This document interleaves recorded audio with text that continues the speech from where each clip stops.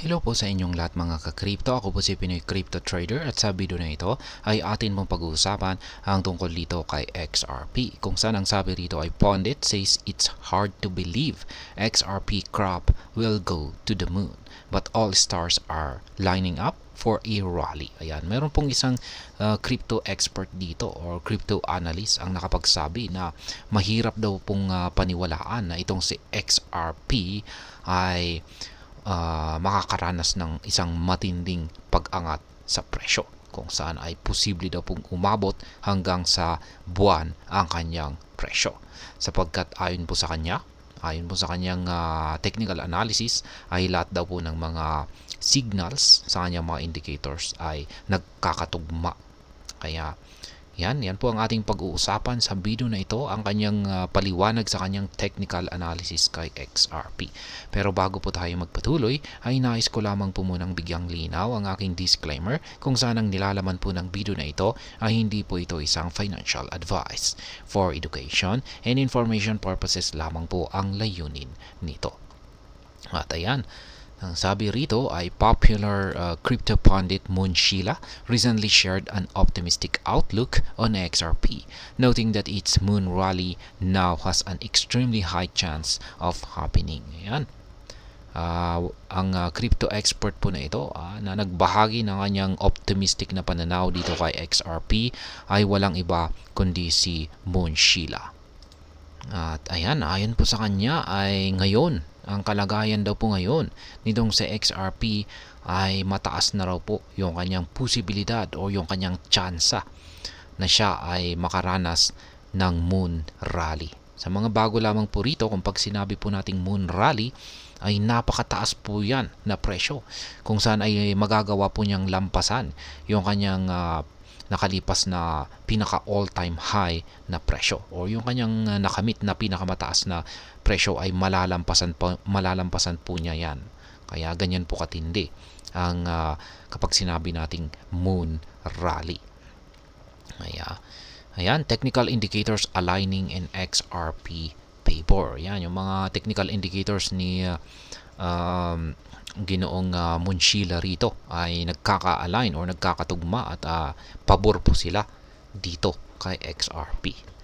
Ayan ay una ay binigyan diin ni Ginoong Moon Shila na ang kasalukuyang yugto or phase ng consolidation ni XRP ay halos dumoble na sa haba kumpara sa cycle nitong nakalipas na taong 2014 hanggang 2016. Sa katunayan ay si XRP ay nasa downtrend mula pa noong taong 2018. Mahigit 6 na taon na. Binigyang diin ng mga analyst na ang mas mahabang phase na consolidation phase ni XRP ay isang paunang sinyales ng malaking paggalaw or big move. Pangalawa ay binanggit ni Moon Shila na ang presyo ni XRP laban sa parehong US dollar at Bitcoin ay nagpapakita raw ng mga sinyales ng lakas or puwersa. Binibigyan diin niya na ang XRP USD pair ay alinman sa kasalukuyang lumalabas mula sa pangmatagalang consolidation or long-term consolidation o nasa bingit na ng paglabas. Yan. Bukod dito ay binigyang diin ni Ginoong Moon Shila na ang XRP BTC pair ay nakabuo po ng isang bihirang quadruple bottom. Yan, sa madaling salita ay laban kay Bitcoin ay si XRP ay umabot sa mababang punto ng 4 na beses nang hindi bumababa. Yan, hindi bumababa, isang typical na sinyales na patapos na ang kanyang nararanasang downtrend. At dagdag pa niya rito ay napansin ni Ginoong Moon Shila or naobserba niya na si XRP ay nakabuo ng isang triple bottom pattern sa mga nagpapakita po na mayroon siyang market dominance. Yan, makikita po natin yung kanyang ibinahagi na chart dito mamaya. Malamang na nagpapahiwatig ito na ang market share ng asset ay nakahanap po ng matibay o solid support level. Ayan, ito po yung kanyang chart.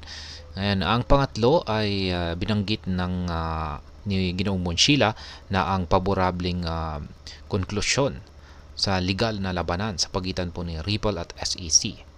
Yan, hindi na itinuturing na hindi na po itinuturing na security itong si XRP, or nasa ilalim ng legal na pagsusuri itong si XRP, ay inaasahan na ang development na ito ay magsisilbing pangunahing catalyst para sa pagtaas ng presyo ni XRP. Kaya ayan, parang ang nangyari po kasi sa kaso ay safe na po itong si XRP sa paghahabol ng US SEC. Kaya dahil dyan, wala na siyang problema pagdating sa mga regulations. Kaya parang sinasabi po ni Ginoong Monchila na tuloy-tuloy na ang development or pag-i-improve or pag-angat ng presyo nito. Kaya yan po yung kanyang chart dito.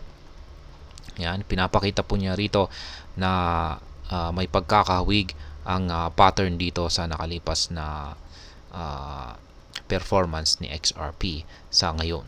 Kaya ayan.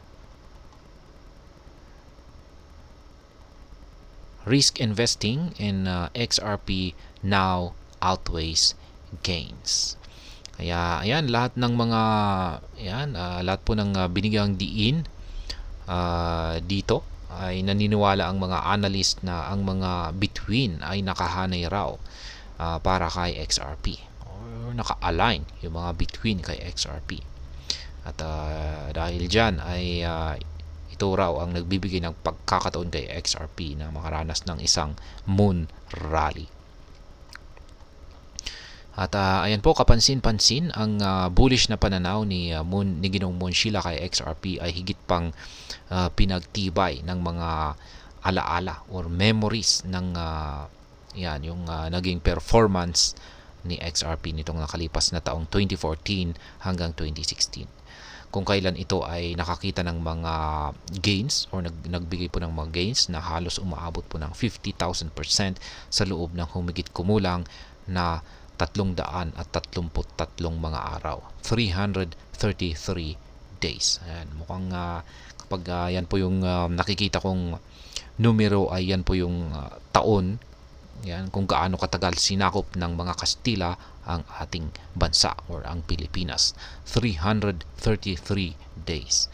Ayan, naalala po ni Ginoong Monchila na ang damdamin or sentiment dito kay XRP noon ay katulad daw ngayon na nailalarawan ng isang malawakang pessimism at saka frustration or pagkabigo.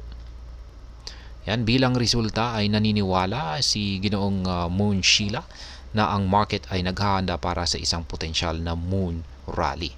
Hinimok ni Ginoong Monchila ang kanyang mga tagasunod o kanyang mga followers na i-consider ang pag-secure ng kanilang position dito kay XRP kahit na maliit na halaga lamang na kaya nilang mawala. Kaya yan, sa madaling salita ay hinihikayat po niya yung kanyang mga followers na bumili ng XRP ngayon. Ayan, kahit na maliit lamang daw na halaga ay okay na. Ayan, ito po yung aktual na sinabi ni Ginoong Monchila. Sabi niya dito, all stars are lining up and all I can say is don't miss out. Secure a bag. Kaya yan po yung kanyang panghihikayat. Nakikita niya na lumalabas na ang lahat ng mga signals na nagsasabing paangat na or makakaranas na ng isang matinding pag-angat sa presyo itong si XRP. Kaya sinasabi niya na lagyan na natin yung ating wallet ng XRP bago natin ito ma-miss out. Kaya ayan, ayon po kay Ginoong Monchila ay ang risk to reward ratio para kay XRP ay napaka-paborable na nagtatanghal ng nagpapakita ng mataas na potensyal para sa kanyang kita or profitability nito. Kaya ayan, yan po muli ang ibinahagi ng isang kilalang crypto expert sa kanyang analysis dito kay XRP. Siya po si Monchila, kung saan ay siya po ay naniniwala na itong si XRP ay malapit na raw pong makaranas ng isang moon rally sapagkat yung kanyang mga technical indicators ay nagkakatugma or nag-a-align na po sila at yan ang kanyang naging basihan kung bakit niya nasabi ang kanyang prediction kay XRP. At ayan, hanggang dito na lamang po tayo sa video ng ito mga ka-crypto. Sana po ay inyong nagustuhan ang aking paliwanag sa video na ito. Kung inyo po itong nagustuhan ay pakiclick lamang po ang like button nito. Para naman po sa mga bago lamang dito, kayo po ay aking inaanyayahan para mag-subscribe. Marami pong salamat sa panunood. Ingat po tayo lagi at God bless po sa ating lahat.